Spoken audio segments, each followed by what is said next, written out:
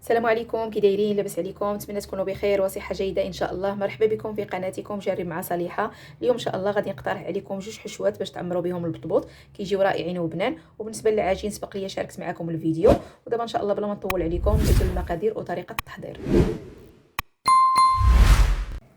بالنسبه للمقادير اللي غنحتاجو ان شاء الله لهذه الحشوه، عندي 250 غرام ديال الكفته، عندي بصله كبيره مشلضه، عندي خيزو محكوك، عندي جوج هنا، عندي مطيشه كبيره مقطعه، عندي شويه الزيتون، قزبر ومعدنوس، واحد فص من الثوم.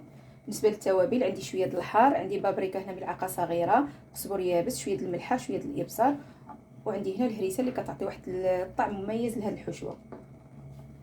غنبداو على بركه الله. اول حاجه غندير شويه الزيت في المقله، غنزيد البصله، عندي هنا بصله كبيره مشلضه، ممكن ديروا بصله خضاريه، انا درت البصله الحمراء.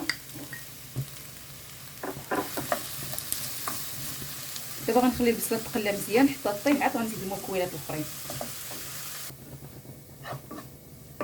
من بعد ما طاحت البصله ديالنا دابا غنزيدو ان شاء الله خيزو او الجزر، جوج حبات كبار محكوك بهذه الطريقه يكون رقيق.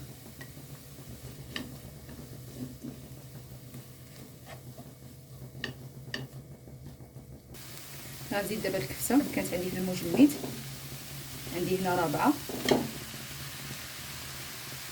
غنزيد مباشره عليهم القزبر والمعدنوس والثومه،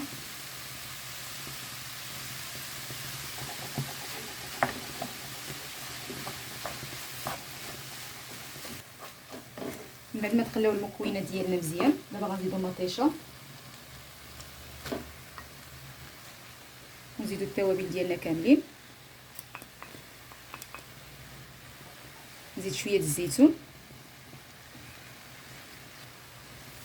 ونزيد شويه الهريسه اختياريه، نخلط كلشي مزيان. دابا نزيدو شويه د الماء،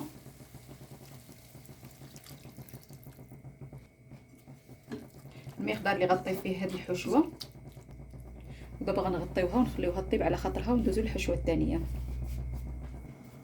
بالنسبه للمقادير الحشوه الثانيه عندي هنا جزره محكوكه غليظه، عندي بطاطا كبيره مسلوقه، جوج بيضات مسلوقين محكوكين، عندي هنا جوج علب ديال الطون، فرماج احمر، عندي الذره هنا المعلبه الكميه اللي بغيتو، عندي شويه د الابصار، عندي شويه د البصله مقطعه، عندي شويه د الزيتون، عندي شويه د الكورنيشون، وعندي واحد الملعقه ديال الخل وجوج معالق ديال المايونيز. غنبداو على بركه الله. اول حاجه غنهز البطاطا، تقريبا غنخلطوا جميع المكونات، غنزيد خيزو محكوك. بالنسبه لهاد المكونات ممكن تنقصوا اللي بغيتو، اللي ما كيعجبلوش خيزو مثلا او البصله ممكن ينقصها. غنزيدوا البصله، غنزيد البيض، ندير جوج حبات مسلوقين، غنزيد الثوم. بالنسبه للطون حيدت منه شويه الزيت، درت واحد الكميه صغيره وصافي. غنديروا الذره او المايس الكميه اللي بغيتو، غنزيد الزيتون والكورنيشون، الخيار المخلل، غادي نزيد الجبن الاحمر، غنزيد شويه د الابزار. بالنسبه للملح ما كنديرهاش، جميع المكونات عندي مالحين. غنزيد جوج معالق ديال المايونيز يكونوا كبارين،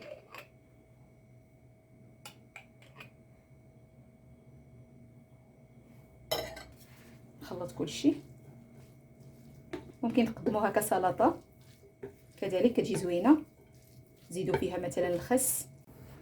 ودابا غنغطي المكونات ديالي نخليهم يرتاحوا واحد الساعه، عاد غنعمر بهم البطبوط.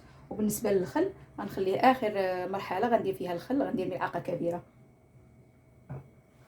غنبداو على بركه الله. اول حاجه غنديرها كنهز البطبوط كندير فيه صوص الجيريان اختياريه على حسب الرغبه ديالكم، وكذلك كنهز واحد القطعه ديال فرماج ساندويتش، ومن بعد كنعمر الحشوه ديالي. الحشوه ممكن ديروا غير قليل، ممكن تعمروهم بزاف على حسب الرغبه ديالكم. وغنستمر بهذا الشكل حتى نكمل البطبوط ديالي كامل.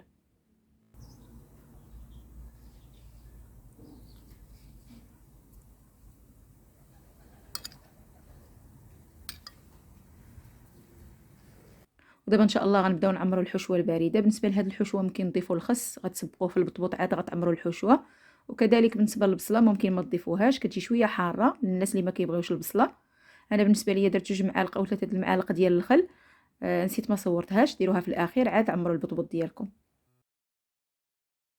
هو الطبق الاخير ديال البطبوط بعد ما كملناه. صراحه هاد الحشوات بجوج كيجيو رائعين، لا بالنسبه للحشوه البارده ولا الحشوه ديال الكفته. غير هي الحشوه ديال الكفته ضروري تقدموها سخونه، المذاق ديالها كيكون افضل، وحتى باش يذوب لكم الفرماج. كنتمنى ينالوا الاعجاب ديالكم وتجربوهم ان شاء الله. ودابا نخليكم في امان الله وحفظه الى فيديو اخر ان شاء الله.